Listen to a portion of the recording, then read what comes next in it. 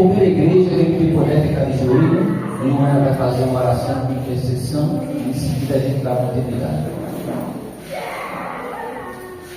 Olha, Deus, muito obrigado por mais uma manhã. Abençoe esse encerramento que vai ter dos jovens. Abençoe aqueles jovens que estão passando fome e não têm o que comer.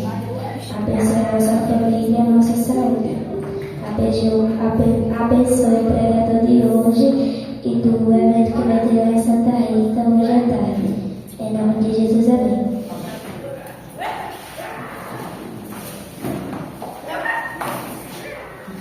Agora vamos ver quando algo na nossa vida se torna uma distração e é colocado em primeiro lugar, com certeza não é da vontade de Deus. Amém? A gente pregou sobre isso, sobre distração, tempo aí atrás. E como eu falei, né, o celular, o problema não é o celular. O problema é que o ser humano hoje em dia ele perdeu o equilíbrio da noção da coisa. Né? Porque o celular, na verdade, assim, eu uso mais para trabalho. Né? Eu posto de manhã no grupo, eu posto na rede social da igreja, vira e mexe ali no sol, eu estou postando, não é gravado com áudio. O problema é quando a gente começa a usar o celular para coisas que não edificam, ao ponto de colocar em primeiro lugar essas coisas que não edificam. E não sai do contexto aqui, tem uma palavra chamada logaritmo. Não sei se você já ouviu falar. Logaritmo. Isso foi na minha primeira cadeira de faculdade de matemática que eu comecei. Logaritmo é um sistema, é uma fórmula que hoje é colocada dentro das plataformas. Como é que funciona? O celular, tudo que você fala, mesmo sem estar acessando ele do lado, ele consegue capturar a sua conversa. E também ele consegue capturar tudo que você pesquisa. E ele vai justamente para esse dispositivo chamado logaritmo. E o que é que ele vai fazer? Ele vai colocar propagandas e conteúdo relacionado ao que você fala e ao que você vê. Se você quiser testar hoje, chega em casa, bota o celular em casa e fala tipo a palavra assim, sofá. Passa o dia todo falando sobre o sofá. Quando for amanhã, domingo, você for olhar o celular, as propagandas vão cair induzindo a você a comprar a promoção de sofá. Já percebeu isso?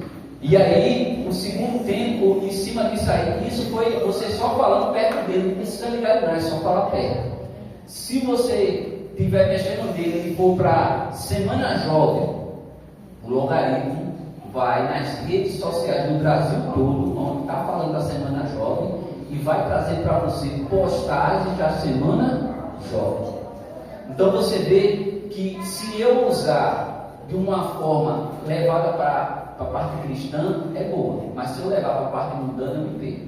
Então, quando eu pego o celular, que está no Instagram da igreja, você pode ver, eu não faço conteúdo para a igreja, eu apenas pego conteúdo de outras pessoas. Pode ver ali, a semana de oração da mulher, todo dia eu coloco, pode ter que ter um tema embaixo, eu não crio aquilo ali. Eu sigo o Ministério da Mulher, que ela já posta de manhã, aí eu posto dela. Aquela frasezinha que eu coloco depois, sempre tem uma palavra neutra ali, uma mensagem, um hino atrás. Eu pego já no Ministério Adventista de São Paulo. Mas por que amanhece para mim no Instagram da igreja aquilo ali? Porque eu vivo seguindo aquilo ali. Está vendo? Se eu pegar ali, eu quero imaginar nudez, de jogo namorando, funk, brega, de manhã, mesmo no Instagram da igreja, vai aparecer para mim aquela publicidade, porque ele vai jogar o que eu estou procurando. Então a gente tem que analisar direitinho o celular, os pais controlar os filhos em relação ao celular, justamente por causa disso. Amém? Não saindo do conteúdo, mas entrando pecados na igreja, né? Acabei de falar de um problema que está levando ao pecado. O tema dessa semana eu vou pincelar bem por cima, porque eu tenho certeza que os professores vão falar sobre isso, mas fala sobre a imoralidade dentro da igreja, né? Diz assim o verso para memorizar, 1 Coríntios, capítulo 6, versículo 19 e 20. Você que é jovem, preste atenção, pega a sua Bíblia. Vamos falar um pouco aqui rapidamente para a gente não se demorar. Diz assim, ó: Será que vocês não sabem que o corpo de vocês é santuário do Espírito Santo? E que está em você, e que vocês receberam de Deus? E que você não pertence a você mesmo, porque vocês foram comprados por preço. Agora, pois, glorifica a Deus no corpo de vocês. Esse é o verso para memorizar. E aí ele vai abranger várias coisas.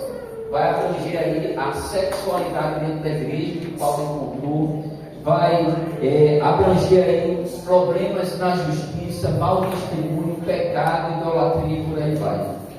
Só que eu costumo dizer que a gente não pode olhar para a igreja de Corinto achando que foi lá um pouquinho depois do tempo de Cristo. A igreja de Corinto hoje somos nós. A igreja de Corinto hoje sou eu, é o irmão Everaldo, a irmã Helena, irmão Fábio, irmã Edna, é Victor, é Lucas, é Dona Maria Caetano. E aí a gente tem que pegar esse verso, essa lição que eu passo a semana e trazer para a nossa vida. Nós temos vivido, atuado contrário à vontade de Deus, igual a igreja de Corinto em relação a isso, ou nós temos se abstido, se afastado dessas coisas. Porque às vezes nós estamos dentro da igreja, mas estamos com os mesmos problemas e os mesmos pecados do passado. As gerações mudaram, mas a estratégia de Satanás é a mesma. E às vezes nós hoje temos a Bíblia, temos a igreja aberta, temos cultos mais dinâmicos, mais educativos, porque naquele tempo em Coríntios, a igreja de Coríntios não tinha Bíblia, tá? Todo mundo aqui, quando se batiza, tem uma Bíblia, mas antigamente não tinha Bíblia. Então, os membros, eles viviam de mensagem. Então, ele chegava lá no sábado, e aí o mensageiro abria lá o Velho Testamento, não existia o Novo ainda. Ele abria o Velho Testamento, pegava um verso e você ia com aquilo na mente para casa. E acabou-se. E como Corinto era uma cidade que a gente já sabe que é portuária, muitas pessoas vinham de barco, participavam do culto, faziam alguma coisa na cidade, depois pegavam o barco e voltavam para o seu país, para a sua cidade. Eles só voltaram para outra época. Então aí a gente entende que a dificuldade do acesso a toda a palavra de Deus era difícil.